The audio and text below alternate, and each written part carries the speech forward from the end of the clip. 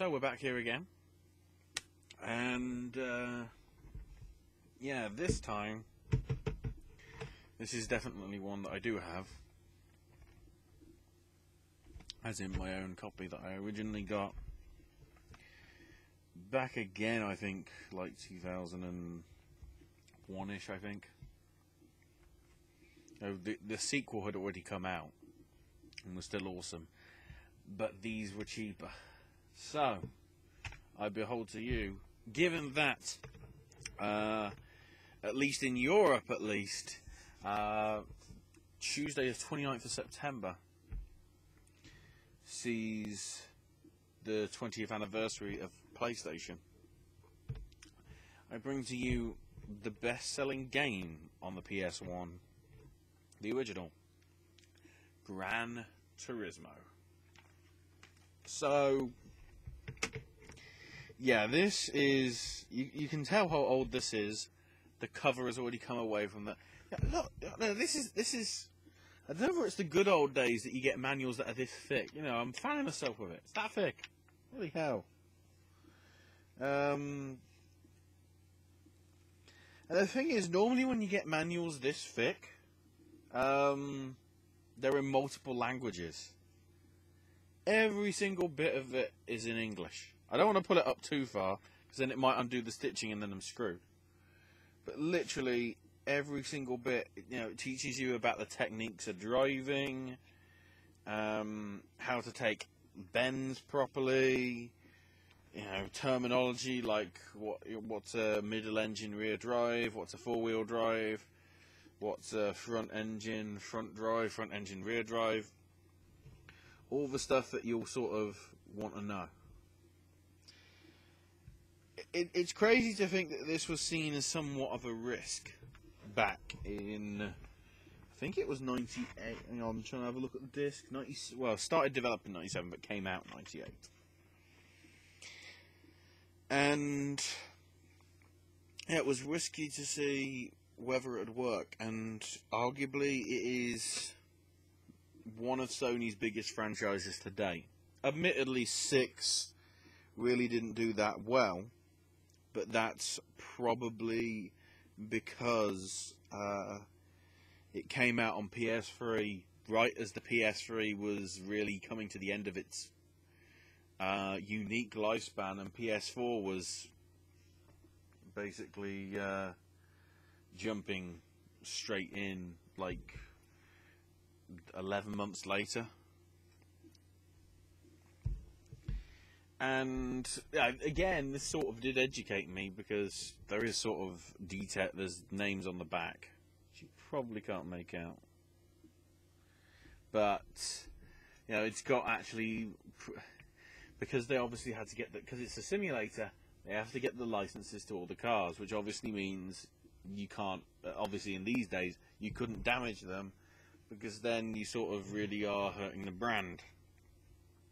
So you had, not everybody was in it, but you had like, I'm just having a quick look through here, Toyota, Nissan, Honda, Mitsubishi, Mazda, Subaru, TVR, Cerberus, Griffith, Corvette, Chevrolets, General Motors, Bridgestone, Dodge and Viper, well, Dodge,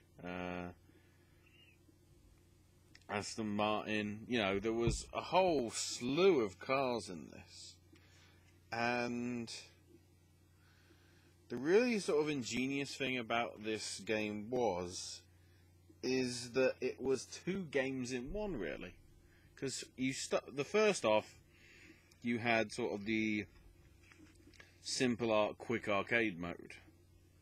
No, or yeah, well, I guess just standard arcade mode, where you could just have races, 2-player battles, time attack to try and beat stages, and doing so unlocked other cars for you to race in the single-player stuff. But where it really became big, and arguably sort of has influenced quite a lot of racing games to this day, is the actual name of the game mode, Gran Turismo mode. basically career mode. So you start up with 10,000 credits and sort of not a name to your, or not any accreditation to your name. And the idea is basically, well, it didn't really have an end, but the idea was just go and be a racer. So in order to, you could start off and go into like spot races and get some quick cash sort of thing after buying a car. But the best reward to do it would be on the actual driving tests. So with the driving tests, you didn't even have to actually own a car, because the cars were basically provided by sort of, you know, the test station. And the whole idea with this was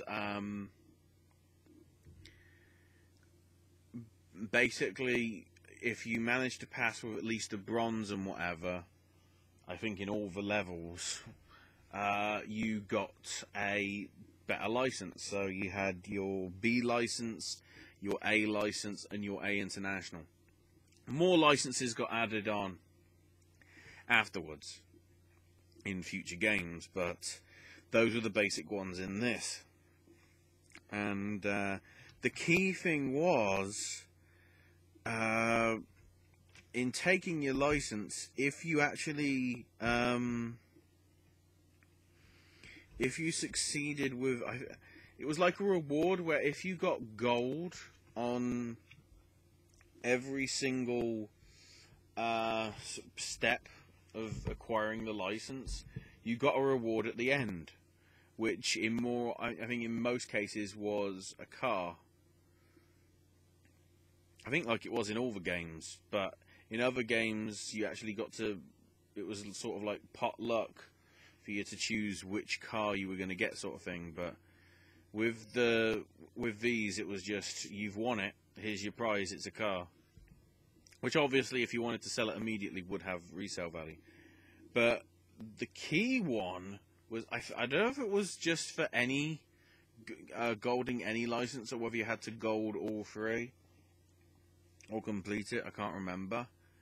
But there was a concept car, which if you went to the various retailers, I'm not sure whether it was under Mazda or under Nissan or Toyota, but it was a concept car. And the idea was you couldn't buy it. It was sort of that unobtainable goal. And the only way to get it was actually passing the tests. And, you know, there's a whole slew of codes. Well, no, there's a whole slew of cars. I think I don't even know if it says how many cars are actually in it in total. 290. By GTA 4, it got to about 5,000, I think. Well, perhaps not 5,000, but I think it was about over 1,000 at least. Which I'm still trying to actually get. And again, I haven't played that game in about 6 years, GT4. Because it's long. Kate, you could tell how good this franchise got, where literally they had 24-hour races. Which the only way you could skip it and make it faster would be to go into sort of the manager sort of mode, where you could tell your driver whether you wanted to go, you know, pedal to the metal, or wanted to go slow and work it out, you know, and be methodical about it. And it would legit last 24 hours. Except there was a way in this mode where you could actually speed up time, so 24 hours could become 8 hours. But the entire essence was, you have to play it for 24 hours straight. So if you wanted to do it right, either one person had to stay really up late, or it would literally sort of be like how it would be for an actual racing event where there's 2 or 3 of you and it's like a team effort, and it's like, right, my shift is 0 till 6, then somebody can take over for 6 till 12, somebody else to 12 to 18, and then I'll come back for the final 6 hours. And that was the way it went, or at least for 4. 1 was just simple. I think the longest race was like 60 laps. There was no real time limit on anything. And most of the tracks in fact, I think all the tracks in the original game were completely original tracks. Like Trial Mountain and High Speed Ring and I can't even remember the other names of them. Autumn Ring, I think. Was the Autumn Ring in that one? Can't remember. Either way, it was only about like 7 or 8 tracks, but you know, the amount of cars, the sort of attention to detail even back then, like there was even a tuning section where it's like, you want to make your car faster, so it's better than all the rest, then go here and you can make your car go, instead of having like 100, once it was modded up, instead of having like close to 200 brake horsepower, it might have 350, because you've upped the engine, you've upped the accelerator and the brakes, they're more efficient. You can lower the weight of the car. You can actually even buy, like, I think it's classified as racing models, which, rather than actually just modding your car, which you can do, once you've got enough money, which I think was like 250,000 or 500,000 credits, you could actually buy racing models in different racing liveries. So I think one of the ones where it was Mitsubishi had like the rally cars in red and white. I think the rally cars that they used back then in '98.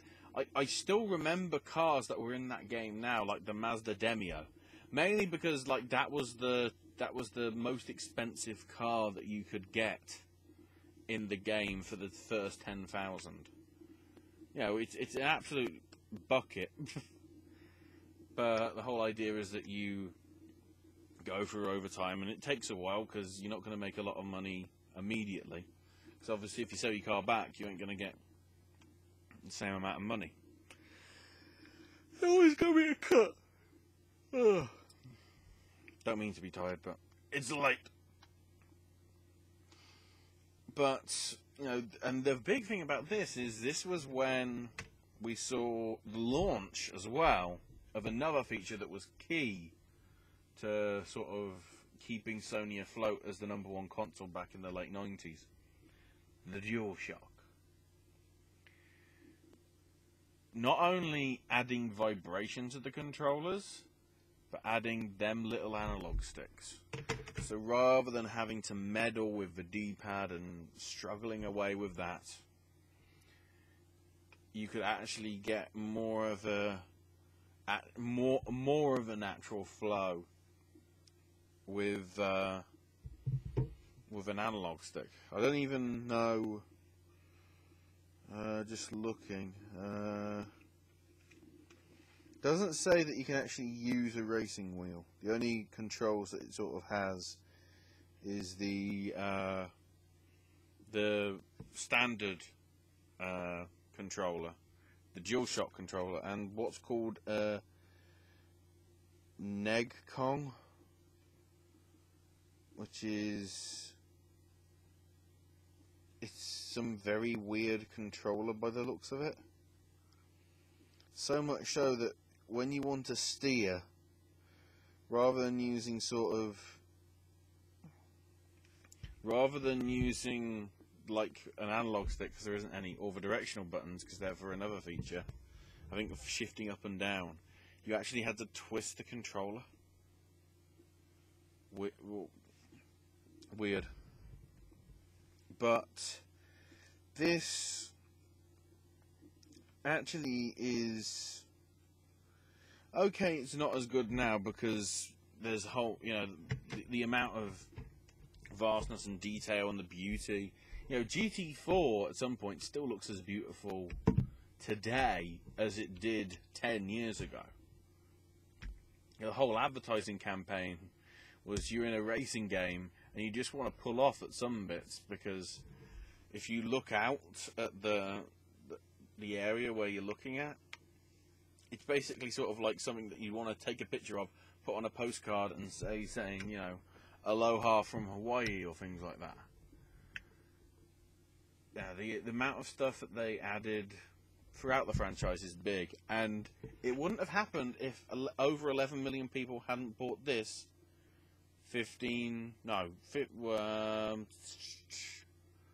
somewhere in the region of, let's say, because obviously all these sales wouldn't count up to when I think the last copy came out, even as a platinum, because this was in the PS1 charts for, like, I think 4 years, along with Gran Turismo 2. That's how good it was, because people wanted this because it was cheaper than GT2, and GT2 was there for just as long, because when that got cheap, people wanted that one as well, because it got so big then for the career mode and the arcade mode that it went to 2 discs. And there was even some copies, I think, of 2, which had, like, scratch and sniff discs, where if you scratched the top of the disc, it would have, like, a burning rubber sort of smell, as if a car doing a burnout sort of thing. That's how big it was. That's how big it is. Sony, you're probably not watching. Although if you are, nice. Don't know why I did it like that. But seriously, we are coming up to the 20th anniversary, and we've seen the power of the PS4. I don't know why I'm putting this on my head. Perhaps it's trying to be telepathy. I don't know. Seriously, make a Gran Turismo 7. We pretty much know it's in the works. It's probably been in the works for years. I'd love it if all of a sudden, later this year, actually in a few weeks at the Paris game event thing that they're going to be at, or at the PlayStation Experience in California in December, that they suddenly announce Gran Turismo 7 is coming in 2016. Now, it'll probably be a year or so too late. I mean, look at how successful Drive Club was. Awkward. Don't know why I say it like that. Perhaps because it is awkward. But, yeah. Gran Turismo is probably the best simulator game that's out there. I know I'm saying this as Forza 6 is probably doing wonders in the charts. But then again, FIFA's come out, so it won't be #1 this week. And then with all the other games coming out for the rest of the year, I don't think that Forza Motorsport being on Forza Motorsport is likely to be top of the charts for a very long time. Then arguably Gran Turismo won't be, because it's just on a Sony console. Then again, I don't know what the parity at the minute is with the whole, how many consoles, what's the difference, who's leading the console race, or whatever you want to call it. Either way, Gran Turismo's good, but it's not my favourite racing game from the PS1 era. Come back next week, but I leave you on tenterhooks and not show the game in shot.